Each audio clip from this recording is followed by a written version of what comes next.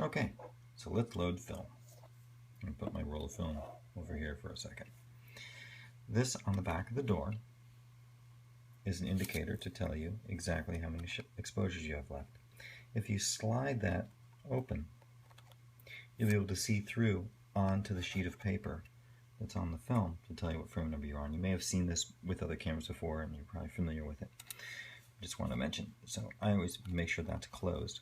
I want to point out here that the viewfinder, while it is a very cool camera, it's very clear, you can see through it, it's not a very accurate viewfinder and you're better off kind of shooting from the hip, but that usually gives you a good lineup to see where at least you're going to aim, like most old cameras like this. So, on the side of the camera right here is the handle. And conveniently, next to the handle, is the latch that actually opens the back. So just be careful if you're ever grabbing the handle that you don't accidentally click that down because the whole back of the camera open. A lot of people, what I used to do is just roll tape over it right here so I would never accidentally open the door. So, to open it, you just push this down. It's even telling you here. Push down, back of the camera opens up. Now the back of the camera. And here you can see that little door over to open that. You see through there? Now, this is on a spring. The spring is actually in really good shape. You can see the camera's seen some good action, but the spring is in really good shape. This is important because it's going to hold the film to the back. Okay, so the back of the camera, where you'll usually find a spool, and right now I always keep a spool in the spent spool. And I'm doing that now just for you, but what I usually do is transfer it when I load my film over to the pickup spool, so that way it's always there so I can load really fast. So let's talk about loading this. So, there's nothing in this side of the camera other than a can. That's it. It's just empty, and this can rotate in and rotate out. And we're going to put the film in this side. This is our spent spool. We're going to open it up here. And the way to open this up, if you notice it didn't open it, like all cameras, you just need to pull that up. And pull it up a little bit. Open that. And this is where our take-up spool is going to go. Our take-up spool is going to go here, but let's go ahead and load the film. So I have the film here. You're probably familiar with 120. You take the tab off, and I have my film right here. Right? So the paper side down, and I'm going to load backwards. That's how this thing works. So I'm going to put the film on one side, and I'm going to just push that door closed. Right? So the door's closed. Got my film, and roll it across here.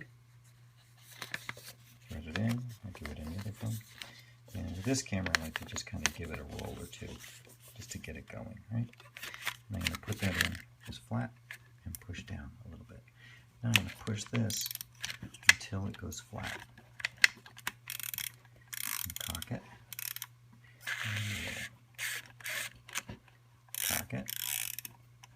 And roll. As soon as I see the start right there, I'm going to go ahead and close this.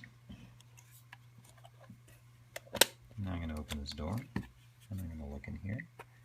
I'm going to keep winding and cocking. You see the start go by. I'm going to look for number 1. Here's our first line. Get ready.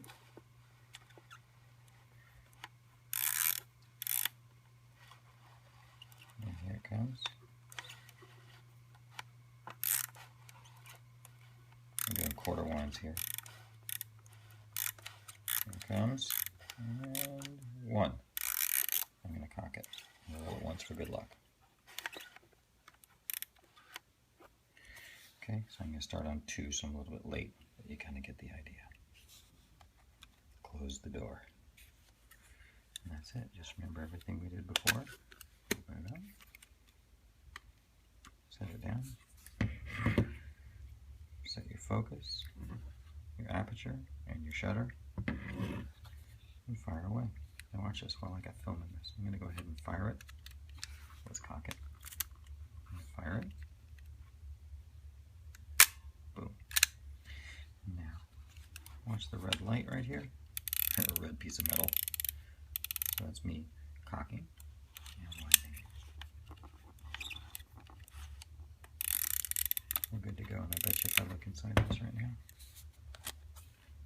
4 on 3. I'll leave the rest for you to shoot.